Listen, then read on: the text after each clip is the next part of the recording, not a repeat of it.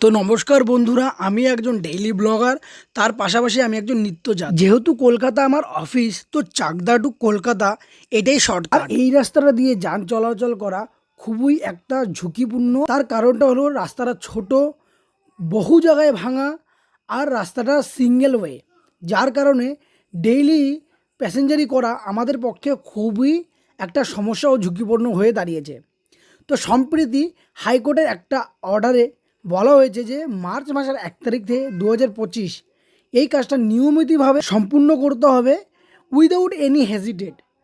আর তার জন্য যত রকম সাহায্য দরকার স্টেট পুলিশ করবে। আর কিছু জায়গায় কাজ আটকে গেছে, তার কারণ হলো পরিষ্কার করার মুখে কিছু বাড়ি পড়েছে, ইন্ডিভিজুয়াল বাড়ি পড়েছে, যেই বাড়ির মালিকগুলো বলেছে তাদের কিছুটা সময় দিতে তারা নিজেরাই ভেঙে ওই বাড়িটা পরিষ্কার করা যাবে। এই কারণে কিছু কিছু জায়গায় কাজগুলো আটকে পড়েছে। তো আমি আপনাদের দেখাবো, যে আপনি সামনে দেখতে পাচ্ছেন একটা বাড়ি আছে।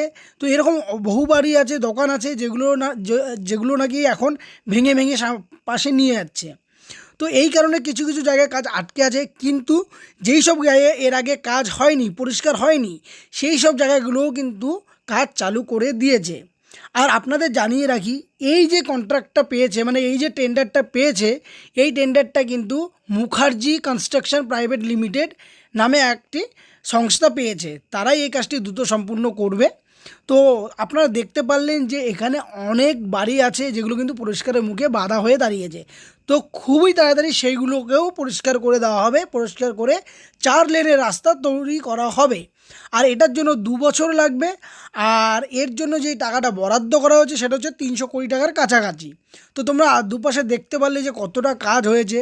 তো এরপরে দেখো, যেই কাজগুলো এর আগে হয়নি সেগুলো এই দিকটা এর আগে কিন্তু পরিষ্কার করা হয়নি, নতুন করে এগুলো পরিষ্কার করা হয়েছে, সাফ সুতরা করে দেওয়া হয়েছে। আর যেই কিছু কিছু বাড়ি আছে সেগুলো নিজে থেকেই সরে যাচ্ছে। আর এর সাথে সাথে আপনাদের দেখিয়ে দেবো যে এখানে কিন্তু রোড কনস্ট্রাকশনের কাজও কিন্তু চালু হয়ে গেছে। মানে যেই সব জায়গাগুলো অনেক গর্ত আছে সেই সব জায়গাগুলো কিন্তু ভরাটাও চলছে। তো চলো দেখিয়ে দিচ্ছি আজকে পুরো এই ভিডিওটাতে। আর অনেকে বলছে নাকি শুধুমাত্র সরকারি জমিগুলোতেই এই কাজটা সম্পূর্ণ করা হবে, কিন্তু না, এটা একেবারে ফেক নিউজ। পুরো যতটা 17 কিলোমিটার রাস্তায় যতটা জমি পড়বে ততটাই পরিষ্কার করে 4 লেনের রাস্তা তৈরি করা হবে। আর এর জন্য 8টা ফ্লাইওভারও তৈরি করা হবে। আর তোমরা সামনে দেখতে পাচ্ছ যে রোড কনস্ট্রাকশনের কাজ কিন্তু হচ্ছে। এই দেখো, এখানে রোলার দিয়ে যে মানে জায়গাগুলো ভরাট করেছে এগুলো লেবেল করা হচ্ছে। তো আমি খুবই আপ্লুত যে এত তাড়াতাড়ি কাজটা চালু হয়ে গেছে। আমি আশা রাখবো যে আরও তাড়াতাড়ি যেন এই কাজটা শেষ হয়ে যায়। আর এরই পাশাপাশি দেখতে পারবেন যে এখানে কিন্তু পরীক্ষা নিরীক্ষণ চলছে, যেহেতু 8টা ফ্লাইওভার প্লেস করার আছে, কোথায় করবে সেটাই হয়তো নির্ধারণ করা হচ্ছে এই মেশিনগুলোর সাহায্যে। আর তারই পাশাপাশি দেখবেন যে দুপাশে সাদা বালি দিয়ে ভরাট করা হচ্ছে, এর সাথে সাথে মাটিও দেওয়া হচ্ছে।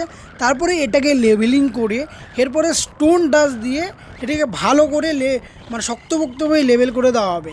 আর এই যে মাঝখানের রাস্তাটা, এটা কিন্তু NH-12-এর মুখ্য রাস্তা। তো মুখ্য রাস্তায় যে যান চলাচল সবসময় করতে থাকে, সেই যান চলাচলটা কোনো মতেই যাতে না আটকায় সেই দিকে লক্ষ্য রেখে প্রথমে দুদিকে দুটো লেন তৈরি করবে, তারপরেই মাঝখানের রাস্তাতে কাজ চালু করা হবে। তো এরই পাশাপাশি দেখছেন এখানে কিন্তু লেবেলিংয়ের কাজটাও চালু হয়ে গেছে, এই জেসিবি দিয়ে লেবেলিং করছে।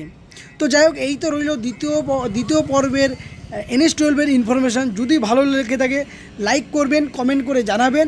আর আমি একজন ডেইলি ব্লগার, তো আমার ডেইলি ব্লগ দেখতে ভুলবেন না, চ্যানেলটিকে পাশাপাশি সাবস্ক্রাইবও করবেন।